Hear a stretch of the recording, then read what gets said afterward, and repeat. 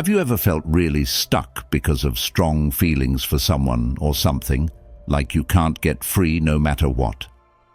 It's a problem lots of people have, making them feel weak and trapped.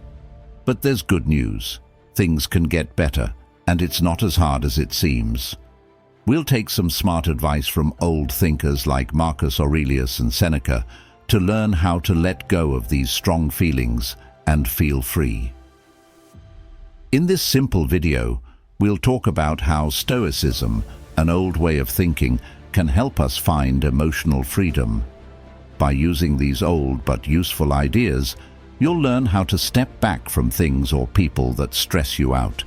You'll learn how to let go of these heavy feelings and see things more clearly, focusing on what's really important in your life.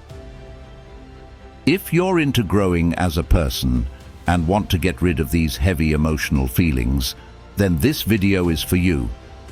After we explore these ideas, if you find them helpful or inspiring, I'd really appreciate it if you could subscribe to the channel and hit the like button.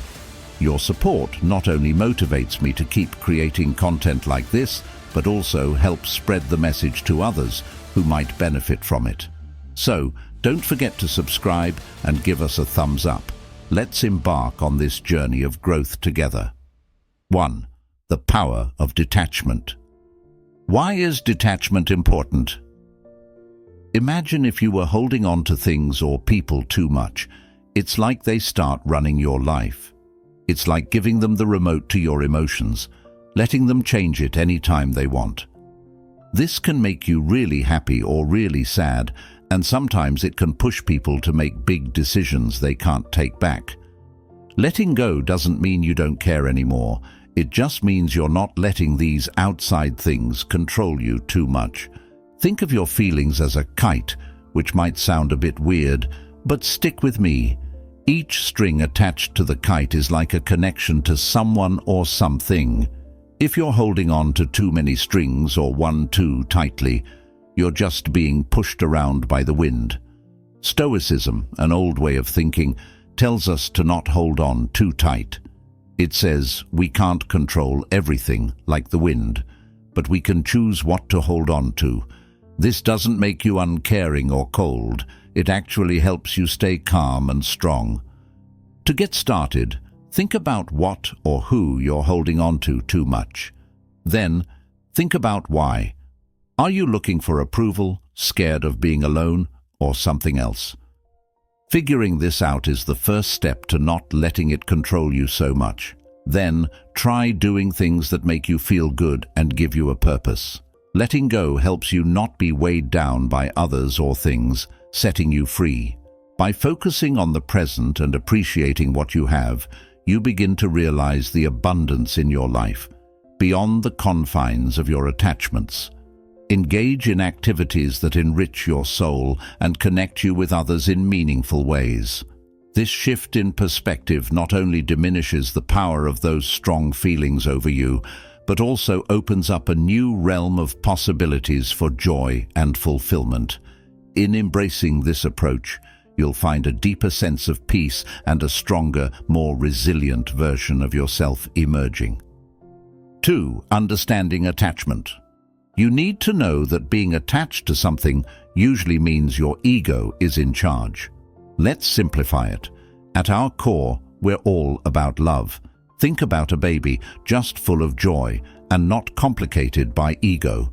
But as we grow up, our ego starts to drive, filling our lives with attachments that mess with our heads and take us away from our true self, which is love. Remember, getting too attached is like playing a game where you're bound to lose because it's the opposite of love and being content with yourself. If we take a step back and look at our desires and relationships through this perspective, we'll see they're just adding unnecessary weight to our lives. Now, imagine living from a place of love, not ego. Imagine not desperately holding on to outcomes, people, or status. Living with love lets you trust that good things will come to you, believing deeply in your own worth and abilities. It encourages you to let go, realizing that these attachments are just holding you back from exploring the vast possibilities out there. So, how do we start to free ourselves from these weights? First, recognize your attachments for what they are, your ego looking for security and validation. Then, change how you see things. Know that your value doesn't depend on these attachments. You're enough just as you are. This change doesn't happen all at once. It's a choice you keep making, choosing inner peace over needing approval from others. Finally, embrace the idea that the world has plenty to offer. When you let go of being scared to lose, life tends to surprise you with even more than what you let go of. Letting go doesn't mean you don't care. It means you understand more clearly. It's about being true to yourself, letting love lead the way, not fear. The path to letting go changes you, peeling away the ego to reveal the strong, love-filled person underneath. It's about moving forward lightly, free from attachments, open to new joys, and steadfast in heart. This journey of detachment isn't just about throwing away what we don't need. It's about rediscovering our true selves, our capacity for love and connection without dependency. It guides us to live more fully, embracing each moment and person with an open heart, but without the heavy chains of expectation. As we learn to let go, we find ourselves more in tune with life's ebb and flow, ready to welcome the new, cherish the present, and gracefully release the past. It's a path towards a lighter, more authentic existence where we navigate the world not with fear, but with love, understanding, and a deep sense of inner peace. Embarking on this transformative journey cultivates not only personal freedom, but also strengthens our relationships with others. It allows us to engage more genuinely, appreciating others for who they are rather than what they provide us. This newfound clarity brings about healthier, more supportive connections that are based on mutual respect and genuine affection rather than neediness or fear of loss. Ultimately, as we align more closely with our essence and values, we attract experiences and people that resonate with our truest selves, leading to a life filled with more meaningful interactions and a profound sense of belonging. 3. The illusion of the ego.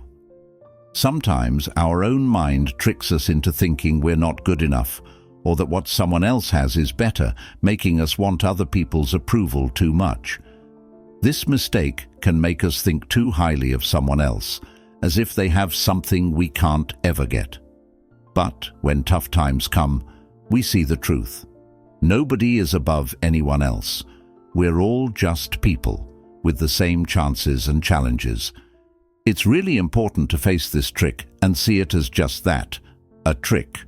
Don't let it make you see yourself or others in a twisted way. Let's chat about being confident and healing yourself.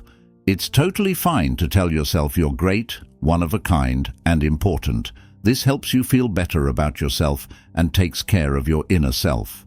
But thinking you're great doesn't mean you should look down on others. Instead, it means understanding we're all on our own paths, but no one's path is better than anyone else's. Our lives are like threads in a big picture, each one important. Detaching in relationships.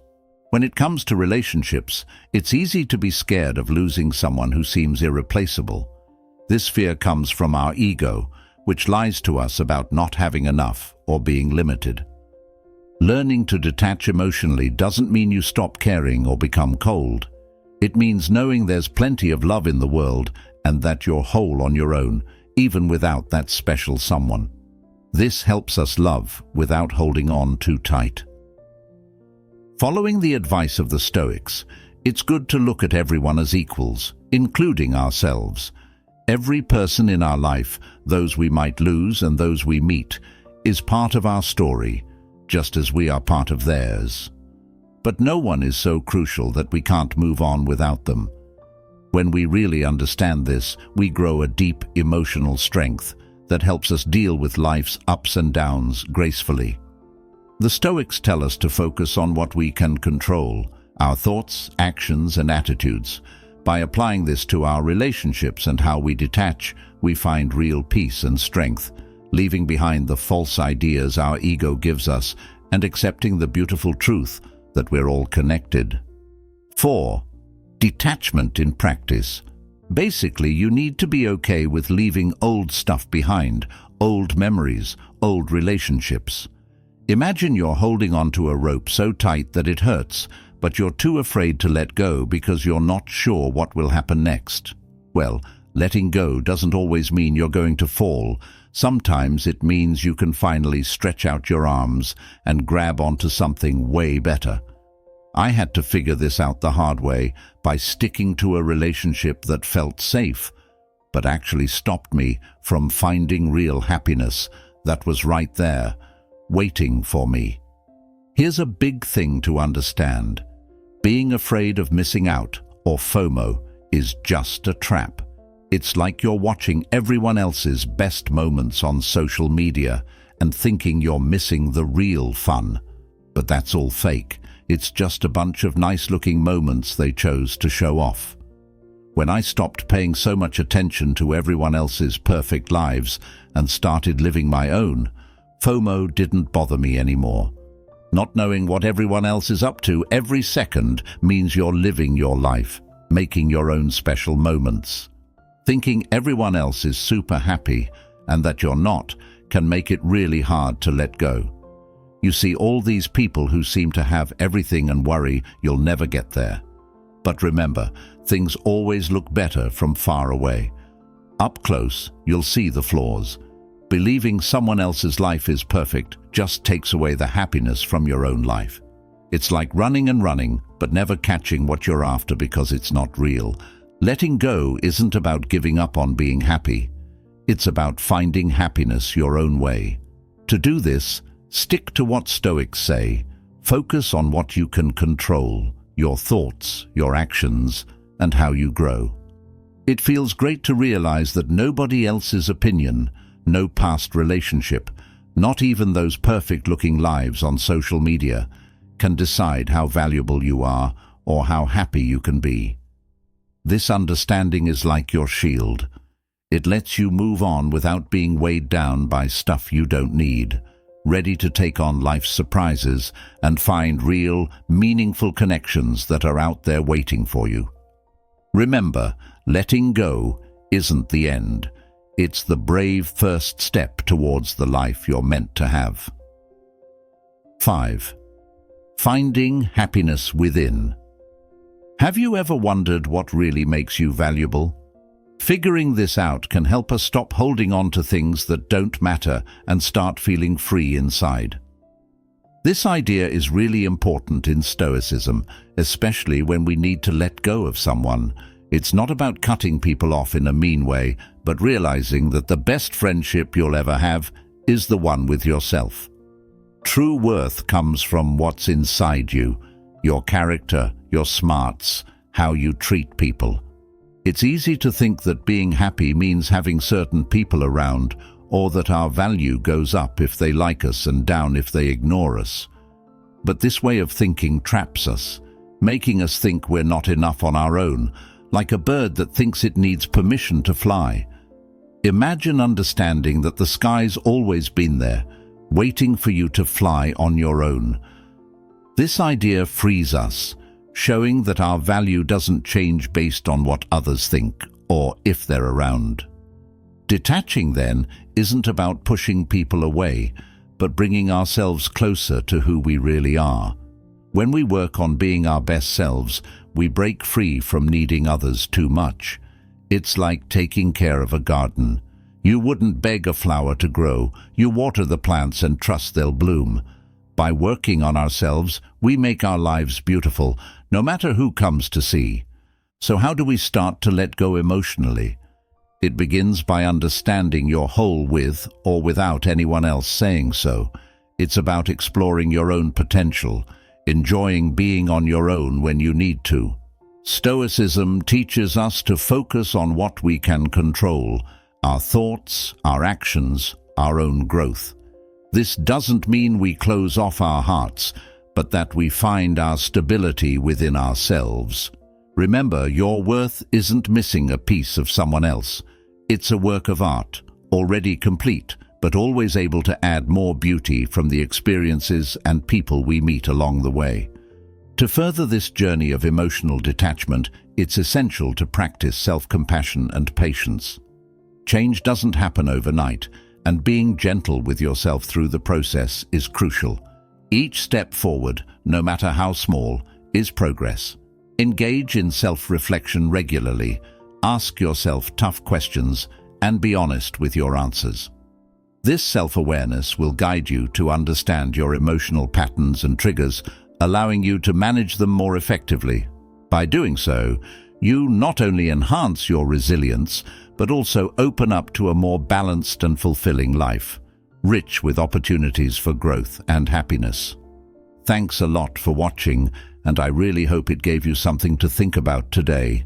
If what I shared clicked with you or got you thinking, I'd love it if you could hit the like button to show some support. But hey, if it didn't quite connect with you, that's completely okay as well. Around here, every point of view matters a lot to us. We believe that everyone has something valuable to share, and every perspective can help us see things a little differently. So, whether you found something in this that spoke to you or you have a different take, know that your thoughts are important and always welcome. Thanks again for being here with us, and remember, we're all about sharing insights, offering support, and listening to what you have to say.